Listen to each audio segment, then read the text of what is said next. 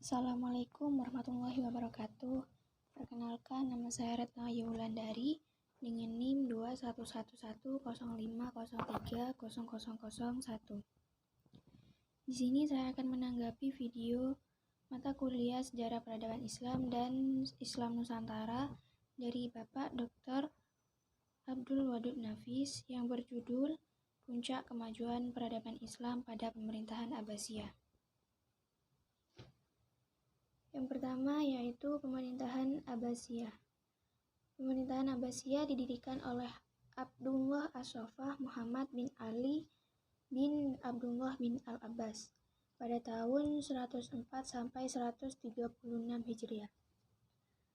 Pendirian dinasti Abbasiyah ini dilatar belakangi kaum Abbasiyah merasa lebih berhak memimpin umat Islam dibanding Bani Umayyah, dikarenakan mereka keturunan Bani Hashim yang secara nasab lebih dekat dengan Nabi Muhammad. Nah, dalam berdirinya pemerintahan Abbasiyah ini ada 3 poros utama yang dalam mendirikan dinasti Abbasiyah. Yang pertama yaitu Humaimah atau Yordania yang dijadikan pusat perencanaan. Yang kedua yaitu Kufah atau Irak yang sebagai kota penghubung, dan yang ketiga yaitu Khurasan sebagai pusat gerakan praktis. Nah, selanjutnya ada beberapa orang yang betul-betul mempunyai pencapaian besar dalam langkah-langkah strategis dalam berdirinya peradaban Islam yang begitu gemilang. Yang pertama yaitu Abu Abbas As-Saffah dari tahun 132 sampai 136 Hijriah atau 749 sampai 754 Masehi. Nah, Abu Abbas As-Saffah sendiri adalah khalifah pertama. Nah, ia mendapatkan gelar As-Saffah yang berarti pengalir darah karena ia menjadi pengancam bagi orang yang menentangnya, khususnya Bani Umayyah dan para pengikutnya. Selama kepemimpinannya, ia tidak terlalu fokus menaklukkan daerah lain karena pertempuran di kawasan Turki dan Asia Tengah terus bergejolak. Belum lagi karena kesibukannya mengurus masalah internal untuk menguatkan pilar-pilar negara yang saat itu belum sepenuhnya selesai. Abu Abbas ini meninggal pada tahun 136 Hijriah atau 753 Masehi. Ia meninggal dikarenakan sakit. Dan pada saat itu ia berumur 33 tahun. Dan sebelum meninggal ia menunjuk saudaranya Abu Ja'far untuk menggantikannya.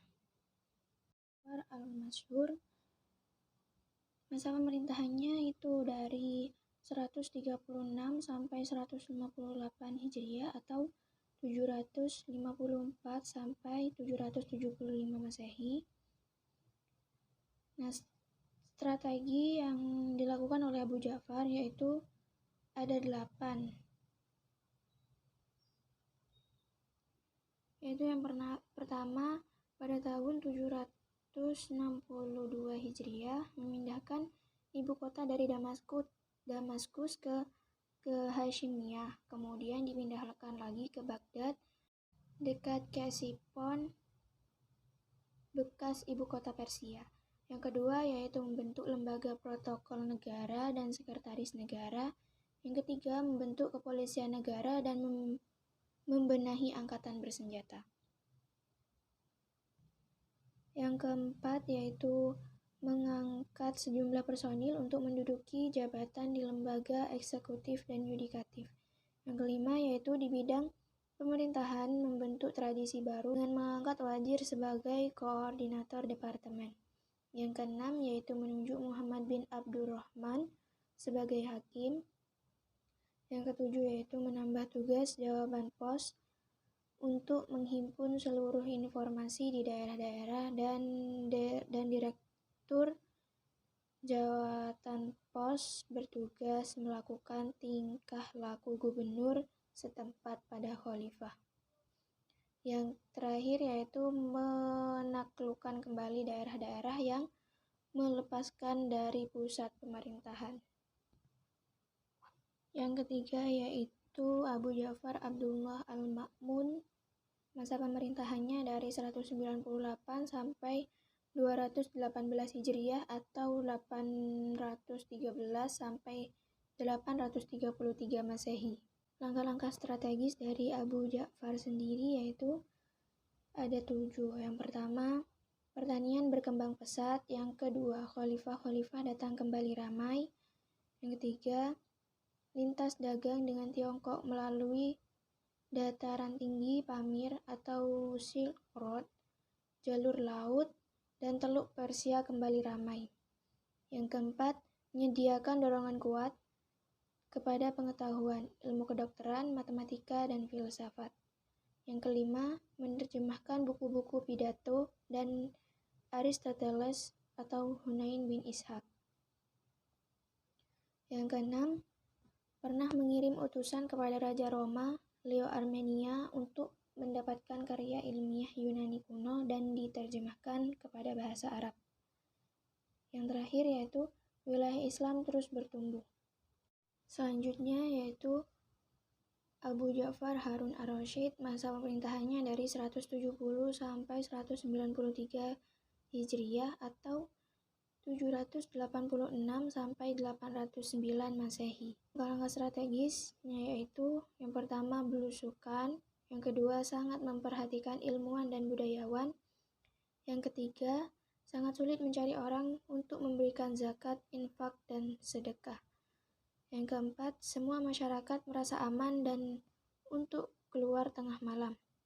Yang kelima, sangat mementingkan sarana prasarana. Yang keenam, sangat giat menerjemahkan buku-buku asing. Yang ketujuh yaitu pada masa pemerintahannya kesejahteraan sosial, kesehatan, pendidikan, ilmu pengetahuan, dan kebudayaan. Pada masa inilah negara Islam menempatkan dirinya sebagai negara terkuat dan tak tertandingi. Yang terakhir yaitu runtuhnya pemerintah Abbasiyah. Faktor eksternalnya yaitu ada 3. Yang pertama, perang salib yang berlangsung beberapa gelombang dan menelan banyak korban. Yang kedua, penyerbuan tentara Mongol di bawah pemimpinan Hulagu Khan yang menghancurkan Baghdad. Jatuhnya Baghdad oleh Hulagu Khan menandai berakhirnya kerajaan Abbasiyah. Dan yang terakhir yaitu munculnya kerajaan Safawiyah di Iran, kerajaan Utsmani di Turki, dan kerajaan Mongol di India. Mungkin cukup sekian dari saya.